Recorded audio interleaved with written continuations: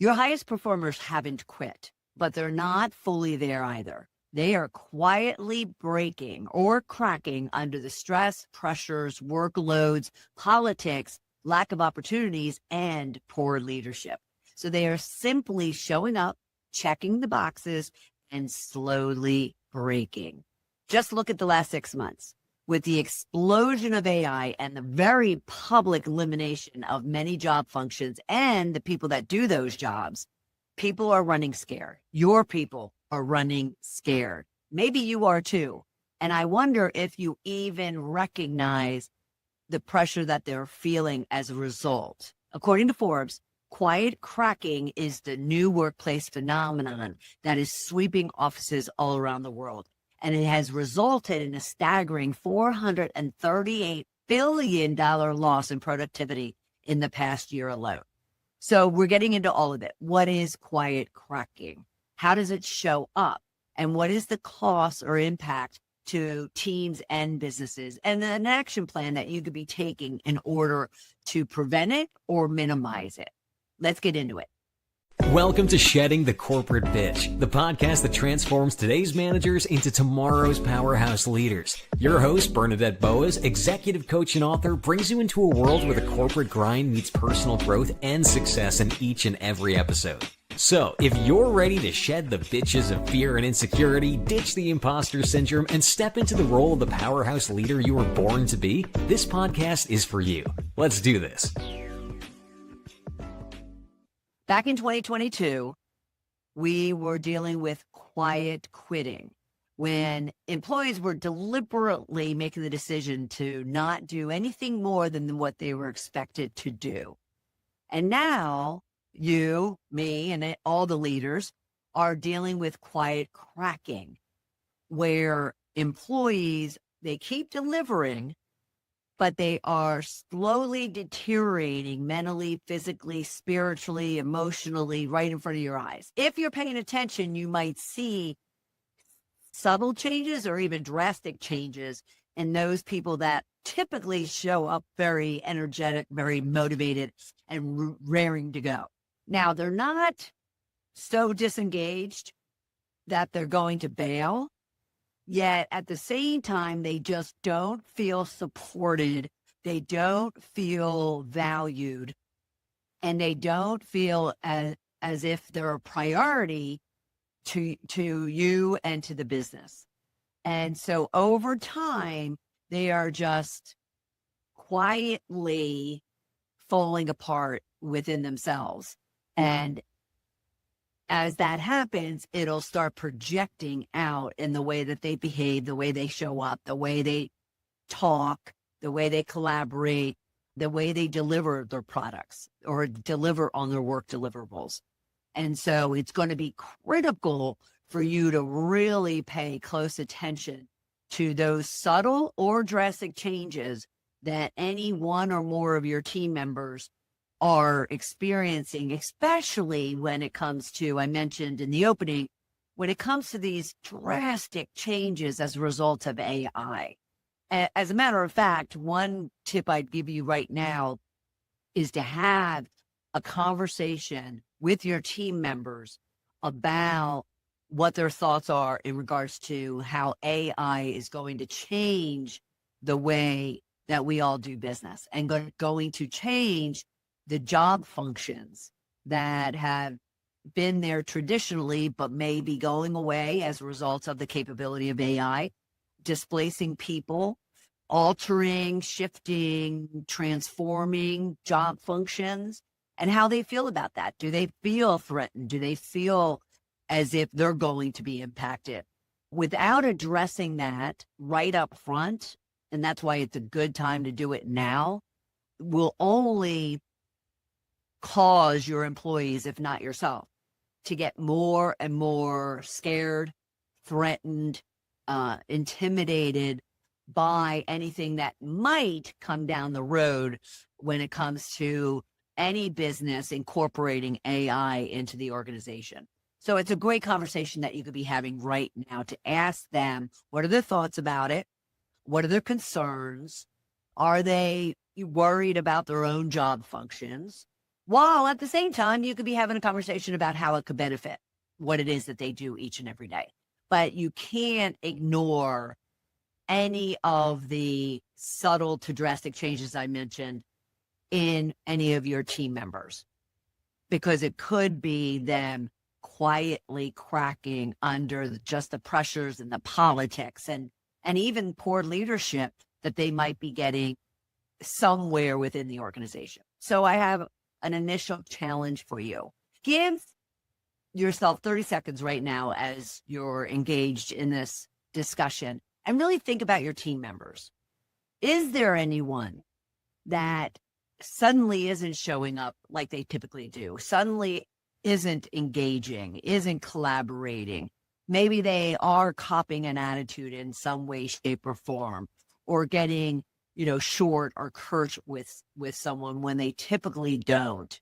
What you want to be careful about is you don't want to automatically assume it's something external. It's something outside the workplace.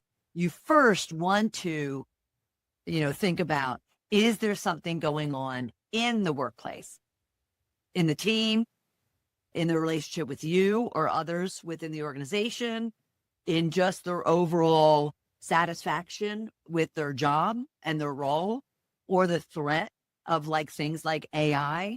You don't want to bring the personal into it until you actually eliminated the fact that there could be something within the culture, within the organization, within the team. You also want to put some intentional attention to it within your team. So let me give you some statistics as to why.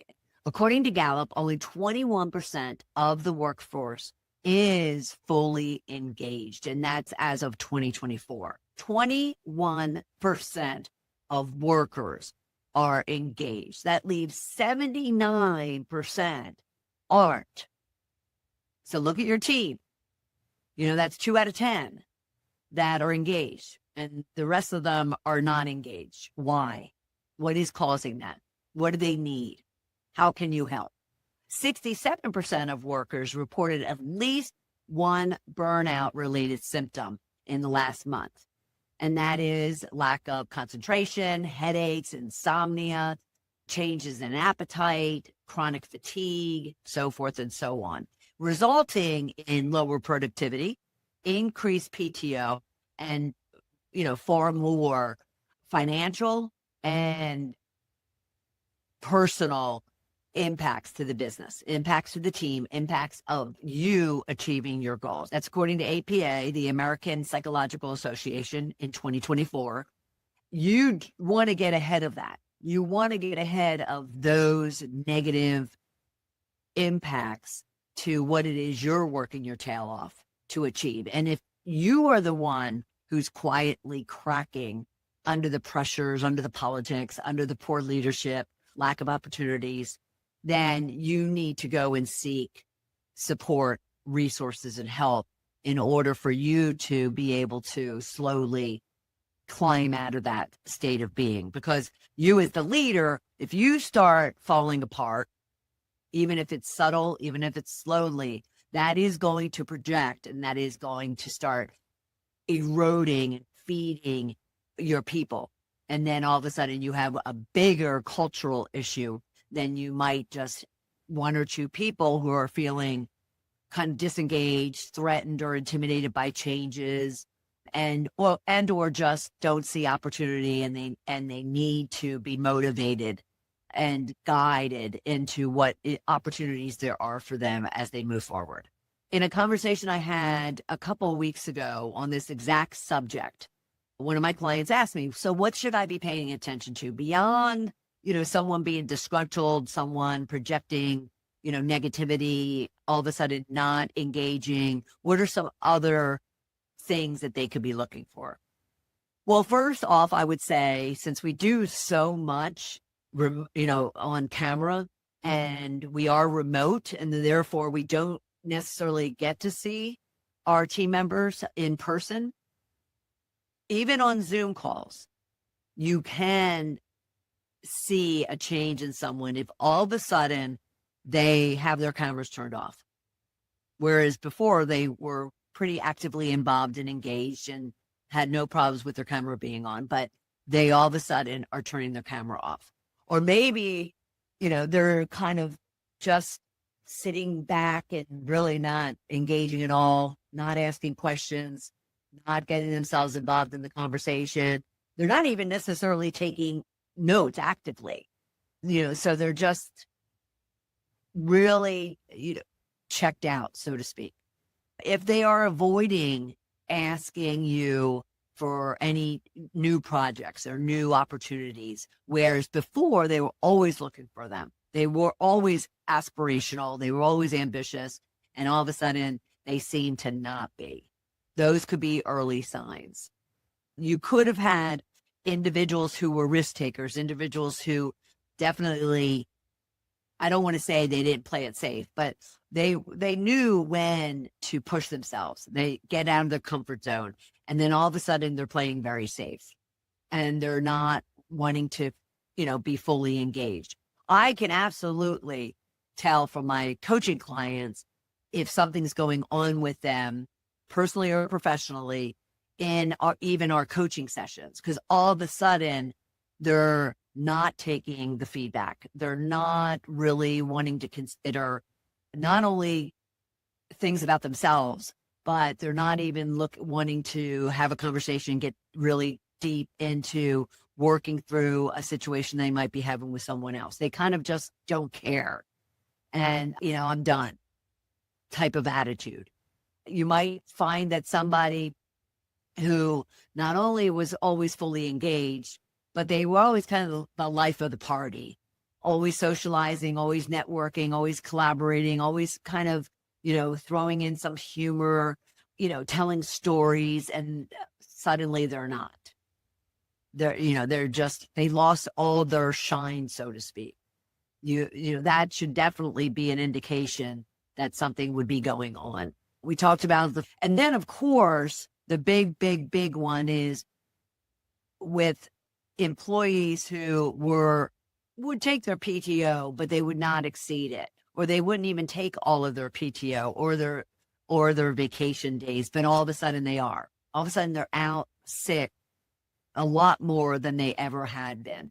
And remember, I had mentioned burnout is fatigue, chronic headaches, insomnia, and all of a sudden they're out sick and feeling under the weather a lot more than what they typically are. All of those are signs that you want to be paying attention to. And again, first go to, is there something in that job, on the team, in the organization that is causing these changes?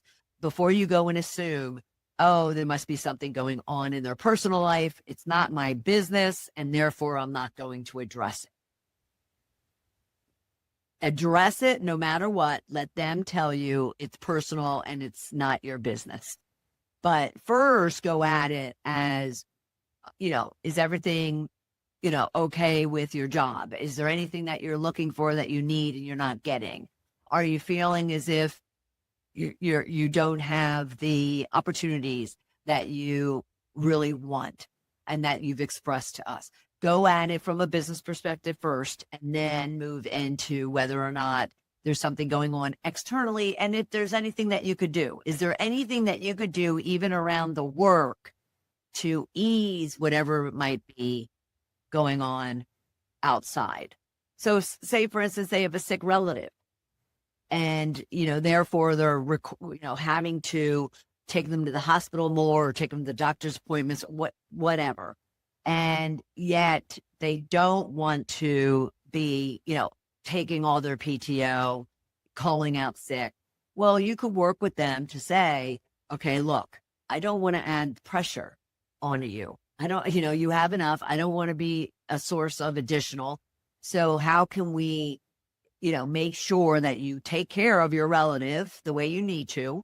Take care of yourself as well, because that doesn't do us any good if you're not fully showing up. And how can I support you? So again, quiet cracking. They're showing up, they're delivering, but emotionally, mentally, spiritually, physically, they're exhausted, they're frustrated, they're angst. And that will only lead to bad things for themselves, for the team, and then ultimately for you. Let's get into what you could be doing. First off would be definitely get ahead of it. Definitely see it before it becomes a problem or a bigger problem than what it might already be. So for instance, we talked about that AI. Be open, have the conversation, ask them if they're worried, if they feel threatened, if they're concerned about their job, how it's going to impact, the business, the job functions themselves. Just be open and honest about it. Listen for the concerns and listen for the ideas that they might have and the possible solutions and workarounds. So then they at least feel as if they are being listened to, they are being heard. So they gain a bit of confidence, a bit of certainty that you have their back and you'll be taking care of communicating and continuing to collaborate with them on anything that might be coming down the road when there is a big transformational shift or change within the organization. Then you could be tracking kind of changes or tracking the patterns that you're finding of your team members. So if you have Joe, Sally, Tom, and Peter, then, how does Joe, Sally, Tom, and Peter typically show up, typically behave, typically perform? And then make note of that, even physically, literally make note of that and look for any patterns that could be changing, could be shifting in the errors, in the initiative, in the engagement, whatever the case might be, and literally make note of it. So then you could track it, look for those patterns and address it before it becomes bigger than it needs to be or bigger than it could be in the future. You could be doing that in one-on-ones, 10, 15-minute pulse checks. You still alive? You still good? Do you need anything? Your heart's still beating? But let's talk about, what's going on with you and how I can support you.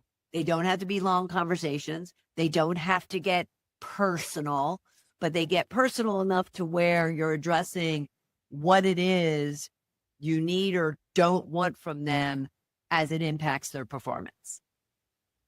And then, of course, you can, do that individually, but then engage the team and have discussions about, okay, what's working, what's not, what's on your mind, what are your concerns, what are opportunities that you see.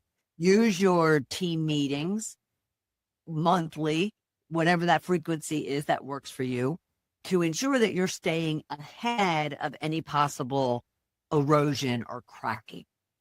Because you can certainly address it if you are paying attention early than once it's already eroded, as we talked about earlier, that, once it's eroding the team or the culture, it's very hard to shift. It's not impossible, but it just makes it that much more difficult and challenging and frustrating for everyone. Whereas if you're paying attention to it now, you can address it up front. And that kind of leads into needing to be courageous, needing to, kind of wear your heart on your sleeve, identifying and pointing out to someone where they might be slipping or changing or shifting into a place that's not going to work well for them, even, not from a job risk perspective, but even from an overall performance. You could simply say to them, hey, I've noticed that you might be under a lot of pressure. You might be unhappy with what, the job that you're doing. Can you help me understand what might be going on? You're not as talkative. You're not as engaged. You're not as proactive as you typically are. And I really would just, like to understand so I know what I could be doing to support you. It should never come across from a negative blame perspective. So it shouldn't be criticism. It should be inquiry, curiosity. And if you approach it that way, you'll get your people to open up. And if you don't at first, because maybe they're not accustomed to you, getting that, I'll call it intimate with them, but that vulnerable with them, that open with them, Well, then just continue to do it and do it and do it. And then when they see that consistent pattern, that consistent behavior from you, they'll slowly let their walls down and open up because they trust that this isn't like a one-shot deal, one and done type of thing. This is something that obviously you seem to care about, and therefore they'll open up to you. And when you have those type of conversations, you have to keep in mind, it's not about you, it's about them. And if you are, genuinely wanting to understand, if you are genuinely curious, if you are genuinely wanting to help, then you need to pose the observation that you're having, and then shut up and listen to them. Not correct them, not defend anything, and just simply listen so you can then create solutions with them. So how can I support you? What if we were to do this? Do you have any ideas of how we can minimize, this workload, this pressure that you're feeling, whatever the situation might be? Engage them in that problem solving. It'll help them gain confidence and stability in that you have their back and you are genuinely interested in making sure that they're okay. Now, one big area manager would make tremendous strides in when it comes to the health of their people, mentally, emotionally, spiritually, physically, is look at the way business is done amongst your team and see if there's changes or redesigns that can happen that would make things a lot more, not only just productive, but efficient, effective, streamlined, less chaotic. So I'm always talking to my clients about opening white space on their calendars and actually opening white space in their head. When people are so overwhelmed and stressed and feel pressured, there is no white space in their mind to be creative, to be open, to feel fulfillment of any kind, because they just have so much going on internally. And a lot of times that is being caused by the fact that they have so much going on externally. And you're in total control for your team as to how the work gets done, as to how the prioritization is done, how the work is structured, and the processes and the procedures are followed. So there's a great opportunity for any manager to look at how individuals are doing their job. And then collectively, how's the team doing their job? Keeping in mind, too, that every one of your team members is unique and has their own way of doing their job. And it's not a, one size fits all. Joe might have the same job function as Sally, but yet Joe gets it done just as equally as well and on time and everything like that as Sally does. But the way he goes about it is different than Sally, and that should not be criticized, judged, or disagreed on. Because your ultimate goal as a leader is just to get the job done with whatever deadlines, expectations that you have. And therefore, if you really want a healthy team, let alone individual team members, then really create or redesign how they do their job that is going to be the best environment, the best processes and procedures, the best way for them individually to do their job. Now, there are some policies and procedures and processes that are standard that have to be followed, especially in certain job functions. I'm not ignoring that. But at the same time, if there are ways for an individual to, adapt their style in the manner of which gets to the same end goal, then be flexible and be open to making those changes and making those adjustments, because it'll benefit everybody. Now, with this whole, discussion on white space, a lot of this comes to even meetings, for instance. We have meetings for meetings. It's unreal. People have meetings for meetings just because they want to fill their calendars up. They think they have to fill their calendars up. They think they have to have the same meeting and talk about the same things 2 or 3 times during a work week. And yet the people in the meeting are just so disgruntled and they're so frustrated that nothing of value comes from those meetings. And so I really implore my clients to look at not only their own, but their people's calendars. What meetings are you going to? What meetings must you go to? What meetings, if you have time, then it's nice to have to go to it. What meetings are, critical? What meetings are, not necessary at all?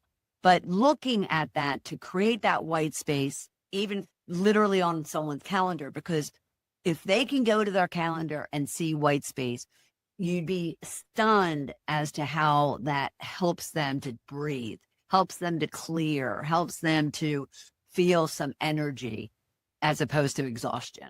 Look at the redesign of the work or the restructuring of how work is done, along with that white space, opening it up, literally on calendars, looking at meetings that are necessary, not necessary, nice to haves, must haves, so forth and so on.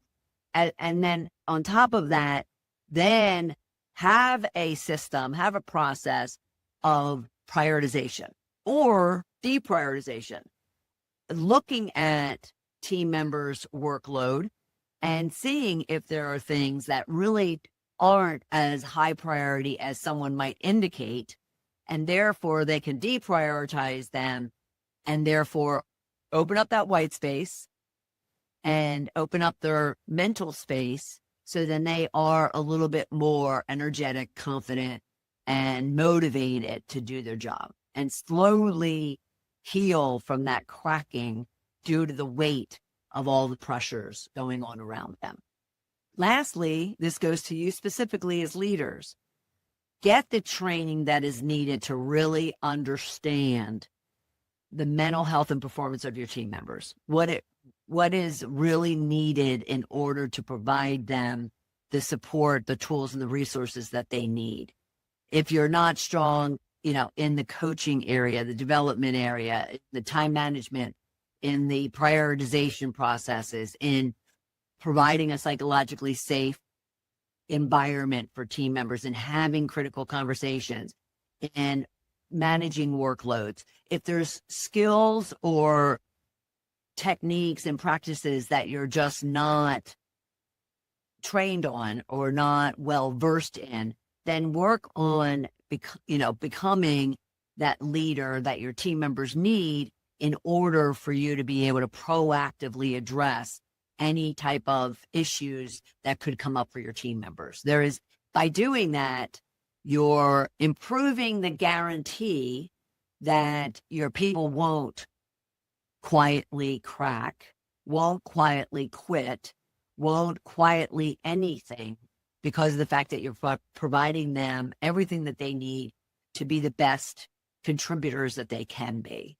Because what you want to keep in mind is quiet cracking is not one's character flaw. It's actually your leadership signal. If you have an individual who is subtly or slowly deteriorating in any way, shape, or form, it's merely a signal to you to say, what's happening? And how can I support? How can I help?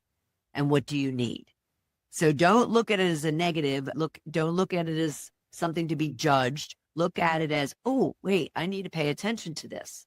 Because I certainly don't want to have a poor performer individual, let alone I don't want to lose a potential contributor and someone who is highly valued, let alone I don't want it to all of a sudden start eroding and start seeping into the team culture, because that'll hurt us overall.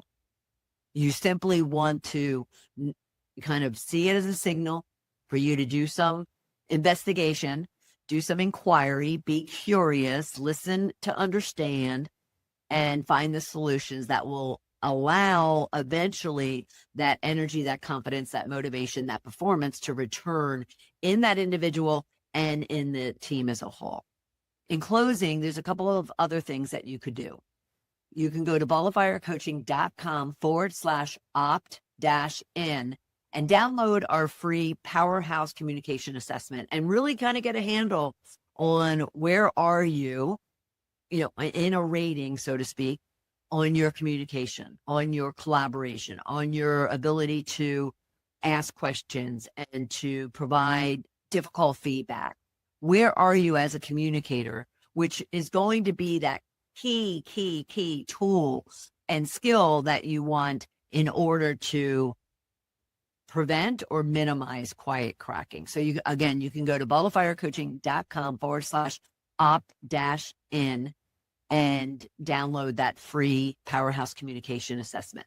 Secondly, think about doing a 45-minute workload and well-being reset workshop with me and give your team and yourself an opportunity to really understand what they even could be looking at when it comes to their own workload design, workload execution, workload white space, as well as what are those self-care type of practices and techniques that they could be using in order to reset themselves into a place that will allow them to be high performing and high engagement. So you can go to coachmebernadette.com/discovery call and let's have a conversation about it. And I can walk you through an outline that you can use for a simple 45-minute workshop with your team members. Third, our next episode is a great sequel to our discussion today. It's going to be with Greg Morley as my guest of BSL International, and he and I are going to talk about belonging and connection, the keys to belonging connections. So tune in for our next episode with Greg Morley as our guest of BSL International. Lastly, be sure to follow the show. Go to balloffirecoaching.com/podcast so you don't miss any episodes or any one of our great guests. You'll also find all of our past episodes and great guests there as well. I look forward to having you for another episode of Shedding the Corporate Bitch. Bye. Thank you for tuning in to today's episode of Shedding the Corporate Bitch. Every journey taken together is another step towards unleashing the powerhouse leader within you. Don't miss any of our weekly episodes. Subscribe to our podcast on Apple Podcasts, Spotify, or wherever you love to listen. And for those who thrive on visual content, catch us on our Shedding the Bitch YouTube channel. Want to dive deeper with Bernadette on becoming a powerhouse leader? Visit balloffirecoaching.com to learn more about how she helps professionals, HR executives, and team leaders elevate overall team performance. You've been listening to Shedding the Corporate Bitch with Bernadette Boas. Until next time, keep shedding, keep growing, and keep leading.